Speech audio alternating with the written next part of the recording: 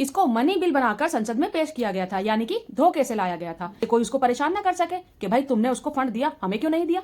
मोदी जी ने ये कह दिया था कि इलेक्टोरल बॉन्ड्स के बारे में जानने का जनता को कोई हक नहीं है, कि आम जनता को तो पता ही नहीं चलेगा ना कि किस कॉर्पोरेट ने कितना पैसा दिया है। क्या पैसा लेने वाली पार्टी कुछ बोलेगी? नहीं बोलेगी। हमारी जमीन छीन ले, हम चीन से बस अपना इंपोर्ट बढ़ाते जाएंगे। सरकार तो जानती है कि ऑपोजिशन को कौन कितना पैसा डोनेट कर रहा है, लेकिन विपक्ष को कुछ भी पता नहीं चलता। जो पॉलिसी बनी है उससे फायदा किसको हो रहा है? कहीं उसको तो नहीं हो रहा जिस कंपनी ने डोनेशन दी है।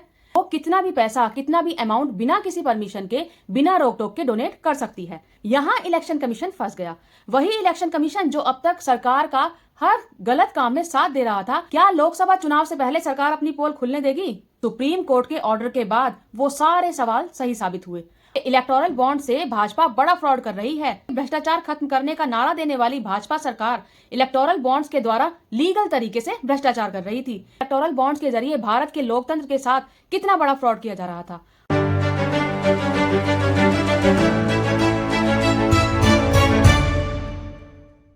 हेलो एंड वेलकम दोस्तों, मैं हूं वंदना और आप देख रहे हैं लीगल चॉइस। दोस्तों 15 फरवरी 2024 का दिन इतिहास में सुनहरे अक्षरों में लिखा जाएगा, क्योंकि इस दिन सुप्रीम कोर्ट ने ऐसा हिस्टोरिकल जजमेंट दिया है जिसमें ये दिखा दिया कि देश अब भी कॉन्स्टिट्यूशन और लॉ से चल रहा है। सुप्रीम कोर्ट ने इलेक्टोरल बॉन्ड पर बैन लगा दिया है और इसके साथ साथ और भी बहुत कुछ कहा है, जिसके बारे में आज हम इस वीडियो में पूरी डिटेल में बात करेंगे, तो अंत तक मेरे साथ जुड़े रहिएगा। दोस्तों 2024 के लोकसभा चुनाव से ठीक पहले सुप्रीम कोर्ट ने इलेक्टोरल बॉन्ड को रद्द कर दिया है और चुनाव आयोग अब पूरी तरह से फंस गया है। कैसे, वो आगे जानेंगे। इलेक्टोरल बॉन्ड मोदी सरकार के द्वारा 2017 में लाए गए थे। इसको मनी बिल बनाकर संसद में पेश किया गया था, यानी कि धोखे से लाया गया था, जिसके लिए फाइनेंस एक्ट में अमेंडमेंट भी किया गया था और फिर बहुमत की वजह से ये बिल पास भी हो गया था। सरकार का कहना था कि इलेक्शन के पर्पस के लिए कैश का सिस्टम रोकना चाहिए और जो भी फंडिंग हो उसको डिजिटल करना चाहिए, ट्रांसपेरेंसी लानी चाहिए। यहाँ फ्रीडम ऑफ चॉइस और प्राइवेसी के नाम पर यह कहा गया कि जो पैसे डोनेट कर रहा है उसको गुमनाम होना चाहिए, जिससे कोई उसको परेशान न कर सके कि भाई तुमने उसको फंड दिया, हमें क्यों नहीं दिया। ADR यानी कि association of democratic reforms, CPIM और कांग्रेस की लीडर जया ठाकुर ने सुप्रीम कोर्ट में गुहार लगाई। इनके साथ कई वकील जैसे कपिल सिब्बल, प्रशांत भूषण, सदाम फरासत, निजाम पाशा और विजय हंसारिया ने भी लगातार इलेक्टोरल बॉन्ड पर सुप्रीम कोर्ट में आवाज उठाई। कई पिटीशंस लगाई गई। इन पिटीशंस में कहा गया electoral bond violates the voters right to information. इसमें यह कहा गया कि कौन सी पार्टी को कितना चंदा मिल रहा है ये वोटर्स को जानने का हक है। जबकि नवंबर 2023 में सुप्रीम कोर्ट में सुनवाई के दौरान मोदी जी ने यह कह दिया था कि इलेक्टोरल बॉन्ड्स के बारे में जानने का जनता को कोई हक नहीं है। दूसरी बात जो इन पिटीशंस में कही गई वो थी इलेक्टोरल बॉन्ड्स अगेंस्ट ट्रांसपेरेंसी, यानी कि इलेक्टोरल बॉन्ड ट्रांसपेरेंसी नहीं लाता है। अब जिस पार्टी को पैसा मिल रहा है उसको तो पता है कि किस कॉर्पोरेट ने कितना पैसा दिया, लेकिन हमें यानी कि आम जनता को तो पता ही नहीं चलेगा ना कि किस कॉर्पोरेट ने कितना पैसा दिया है, तो फिर ट्रांसपेरेंसी कैसे हुई। तीसरा पॉइंट जो इन पिटीशंस में रखा गया वो था शेल कंपनीज को डोनेशन अलाउ कर दिया गया है, जिससे हमारे देश में इलेक्टोरल इंटीग्रिटी को खत्म किया जा रहा है। कैसे, इसको समझिए। शेल कंपनीज के द्वारा किसी और देश के कॉर्पोरेट भी पैसा इन्वेस्ट कर सकते हैं। अब मान लीजिए कि चीन की कोई कंपनी किसी बड़ी पार्टी को डोनेशन देती है। अब डोनेशन देने के बाद वो हमारे देश में कुछ भी करे, क्या पैसा लेने वाली पार्टी कुछ बोलेगी? नहीं बोलेगी। फिर चाहे वो देश में घुस आए या फिर हमारी जमीन छीन ले, हम चीन से बस अपना इंपोर्ट बढ़ाते जाएंगे।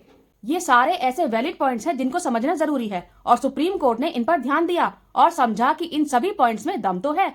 सुप्रीम कोर्ट ने सरकार से पूछा कि इलेक्टोरल बॉन्ड SBI इशू करती है, जो कि सरकार के अंडर है। इस वजह से सरकार तो जानती है कि ऑपोजिशन को कौन कितना पैसा डोनेट कर रहा है, लेकिन विपक्ष को कुछ भी पता नहीं चलता, तो इसमें ट्रांसपेरेंसी कहीं दिखाई नहीं देती। सुप्रीम कोर्ट ने कहा कि इलेक्टोरल बॉन्ड्स वोटर की सूचना के अधिकार को वायलेट कर रहे हैं, इसलिए इनको असंवैधानिक घोषित कर दिया गया।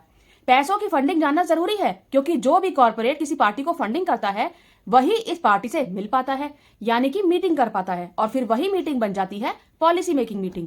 नहीं समझे? समझाती हूँ। कोई कंपनी एक पॉलिटिकल पार्टी को डोनेशन क्यों देगी? कंपनी का काम होता है प्रॉफिट अर्न करना, तो वो अपना प्रॉफिट ही देखेगी ना। अब जो कंपनी पैसा डोनेट करेगी वो भी तो बदले में अपना मुनाफा चाहेगी, तो ये जानना जरूरी है कि किस कंपनी से किस पार्टी को कितना पैसा मिला और उसके बाद कौन सी नई पॉलिसी बनी और उस फाइनेंशियल कंट्रीब्यूशन और पॉलिसी मेकिंग में क्या रिलेशन है। जो पॉलिसी बनी है उससे फायदा किसको हो रहा है? कहीं उसको तो नहीं हो रहा जिस कंपनी ने डोनेशन दी है। अगर नई बनी पॉलिसी का सीधा मुनाफा डोनेशन देने वाली कंपनी को जा रहा है तो ये तो सीधी सीधी डीलिंग हो रही है ना, जैसे फंडिंग के बदले हवाई अड्डे बेच देना या फिर रेलवे बेच देना वगैरह वगैरह। यहाँ मेरा इशारा किसकी तरफ है ये तो आप समझ ही गए होंगे। अगर ये डायरेक्ट कोरिलेशन है तो हमारी डेमोक्रेसी के लिए ये अच्छा नहीं है। अब दूसरा इंपॉर्टेंट मुद्दा है unlimited corporate funding to political parties. पहले जो पार्टी फंडिंग की लिमिट थी वो थी 7.5%, यानी कि कोई भी कंपनी अपने प्रॉफिट का सिर्फ 7.5% ही किसी पॉलिटिकल पार्टी को डोनेट कर सकती थी। लेकिन इलेक्टोरल बॉन्ड को लीगलाइज करने के लिए कंपनीज एक्ट के सेक्शन 182 को अमेंड करके इसकी लिमिट हटा दी गई और उसको अनलिमिटेड कर दिया गया, यानी कि कोई भी कंपनी कितना भी डोनेट कर सकती है, अपना 100% रेवेन्यू भी डोनेट कर सकती है, किसी को पता ही नहीं चलेगा। दूसरी बात, कोई लॉस मेकिंग कंपनी भी डोनेट कर सकती है। तीसरी बात, कोई भी शेल मेकिंग कंपनी भी अपना 100% डोनेट कर सकती है। कोई भी कंपनी, यानी चाहे वो शेल मेकिंग कंपनी हो, प्रॉफिट मेकिंग कंपनी हो या फिर लॉस मेकिंग कंपनी ही क्यों ना हो, वो कितना भी पैसा, कितना भी अमाउंट बिना किसी परमिशन के, बिना रोक टोक के डोनेट कर सकती है। इस पर सुप्रीम कोर्ट ने कहा कि आपने जो लॉस मेकिंग कंपनी को डोनेशन देना अलाउ किया है, वो तो डोनेशन तभी देगी ना जब उसके बदले में कोई पॉलिसी चेंज होगी और उसको फायदा होगा, क्योंकि उसकी कंपनी तो पहले ही बंद होने की कगार पर है। तो कंपनी एक्ट के इस अमेंडमेंट को भी रद्द कर दिया गया है। सुप्रीम कोर्ट ने इस बात को भी रिजेक्ट कर दिया है कि राजनीतिक पार्टी नहीं जान सकेंगे कि किसने किसको कितना पैसा कंट्रीब्यूट किया है। कुल मिलाकर सुप्रीम कोर्ट ने इलेक्टोरल बॉन्ड को ना लीगल पाया, ना ट्रांसपेरेंट पाया और ना ही कॉन्स्टिट्यूशनल पाया। सुप्रीम कोर्ट के 5 जजेस के बेंच, जिसमें CJI DY Chandrachud, justice Sanjiv Khanna, justice Gavai, justice Pardiwala और जस्टिस मनोज मिश्रा थे, उन्होंने जो ऑर्डर दिया है वो कुछ ऐसे है। First point, SBI shall stop the issuance of electoral bonds, यानी कि एसबीआई अब इलेक्टोरल बॉन्ड्स को इशू नहीं करेगा। सेकंड पॉइंट, 12 अप्रैल 2019 के बाद किसने कितने इलेक्टोरल बॉन्ड्स खरीदे उसकी डिटेल्स शेयर की जाएंगी, वो भी डेट के साथ। थर्ड पॉइंट, 12 अप्रैल 2019 के बाद जितनी भी पॉलिटिकल पार्टीज को इलेक्टोरल बॉन्ड्स दिए गए हैं वो सारे डिटेल्स इलेक्शन कमीशन के पास जाएंगे। फोर्थ पॉइंट, ये सारे डिटेल्स इलेक्शन कमीशन के पास 6 मार्च तक पहुंच जाने चाहिए। फिफ्थ पॉइंट, इलेक्शन कमीशन को ये सारा डेटा अपनी वेबसाइट पर 13 मार्च तक पब्लिश करना होगा। यहाँ इलेक्शन कमीशन फंस गया। वही इलेक्शन कमीशन जो अब तक सरकार का हर गलत काम में साथ दे रहा था, वो अपनी वेबसाइट पर ये सारी डिटेल्स जब पब्लिश करेगा तो सोचिए जरा क्या होगा।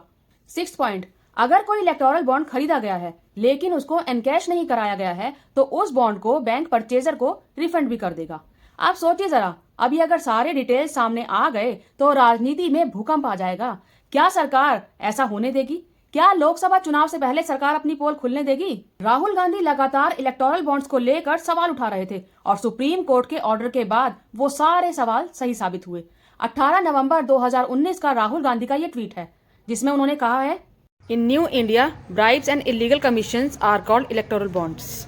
और कोर्ट का ऑर्डर आने के बाद भी राहुल गांधी ने ये ट्वीट किया है जिसमें उन्होंने कहा है, नरेंद्र मोदी की भ्रष्ट नीतियों का एक और सबूत आपके सामने है। भाजपा ने इलेक्टोरल बॉन्ड को रिश्वत और कमीशन लेने का माध्यम बना दिया था। आज इस बात पर मुहर लग गई है। 2014 के बाद भाजपा की कोई भी रैली देख लीजिए, कोई भी चुनावी अभियान देख लीजिए, कितना पैसा खुल्लम खुल्ला खर्च होता है। ये सब कहां से आ रहा था? इलेक्टोरल बॉन्ड का सबसे ज्यादा चंदा भाजपा को मिल रहा था। 6,500 करोड़ का चंदा भाजपा को मिला। एडीआर की रिपोर्ट के आंकड़ों के हिसाब से 2022-23 में जितने भी बॉन्ड्स बिके हैं उसका 90% भाजपा को मिला। 2022-23 में कॉर्पोरेट्स ने 850 करोड़ का चंदा दिया, इसमें से 719 करोड़ का चंदा भारतीय जनता पार्टी को मिला। कांग्रेस को सिर्फ 79 करोड़ मिला और इसी चंदे से भाजपा पैसों के मामले में कुछ ही सालों में सबसे ताकतवर पार्टी बन गई।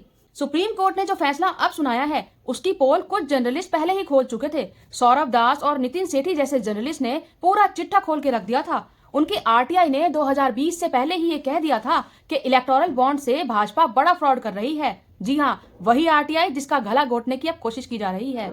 लेकिन सुप्रीम कोर्ट को ये काफी देर से पता चला, पर चलो देर आए दुरुस्त आए। कोर्ट ने जो फैसला दिया है वो फ्यूचर में इलेक्टोरल बॉन्ड्स को बैन किया है, लेकिन अब तक जितना भी पैसा इलेक्टोरल बॉन्ड से मिला है वो तो अब तक पार्टियों के पास ही है और यही पैसा आगे चुनाव में इस्तेमाल होने वाला है।